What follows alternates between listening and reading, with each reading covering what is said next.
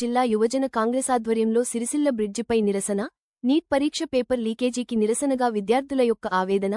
ఇందుకు నైతిక బాధ్యత వహిస్తూ కేంద్ర విద్యాశాఖ మంత్రి ధర్మేంద్ర ప్రధాన్ వెంటనే తన పదవికి రాజీనామా చేయాలని డిమాండ్ చేస్తూ యువజన కాంగ్రెస్ రాజన్న సిరిసిల్ల జిల్లా అధ్యక్షులు కౌడగాని వెంకటేష్ ఆధ్వర్యంలో సిరిసిల్ల బ్రిడ్జిపై నిరసన కార్యక్రమం నిర్వహించి బ్రిడ్జిపైన బైఠాయించారు.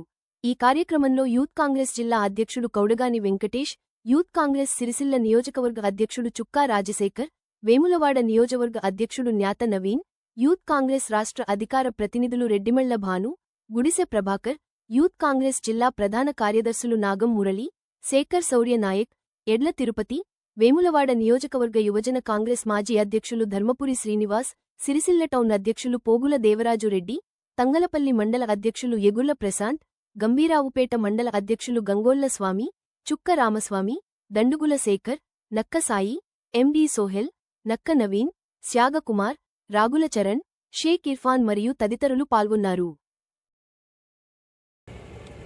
బీజేపీ ప్రభుత్వం ప్రతి ఏడాది కూడా 2 కోట్ల ఉద్యోగాలు ఇస్తామని చెప్పింది.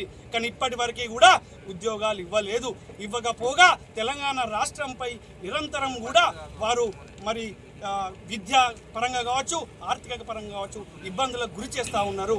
దీనిపై నిరసనగా మరి ఈరోజు తంగలపల్లి బ్రిడ్జిపై నిరసన కార్యక్రమం నిర్వహించడం జరిగింది.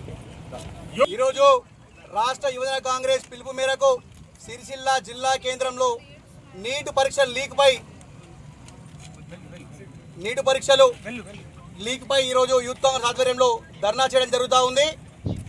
ఈ కేంద్ర ప్రభుత్వం వచ్చిన తర్వాత దాదాపు 89కి పైగా పేపర్లు లీక్ అయినాయి. మొన్న నీట్ పరీక్షల్లో దాదాపు 22 లక్షల మందికి పైగా విద్యార్థులు తాము చదువుకు దూరం అయ్యే పరిస్థితి ఏర్పడ్డది. ఈ ప్రభుత్వం వెంటనే కేంద్ర మంత్రి ఎవరైతే ధర్మేంద్ర ప్రధాన్ ఉన్నాడో వెంటనే విద్యార్థి లోకాన్ని ప్రతి ఒక్కరికి కూడా క్షమాపణ చెప్పి రాజీనామా చేయాలి.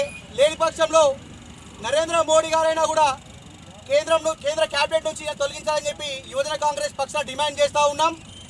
ఈ 22 లక్షల మంది విద్యార్థుల కుటుంబాలు కూడా ఈరోజు రోడ్డున పడే పరిస్థితి వచ్చింది.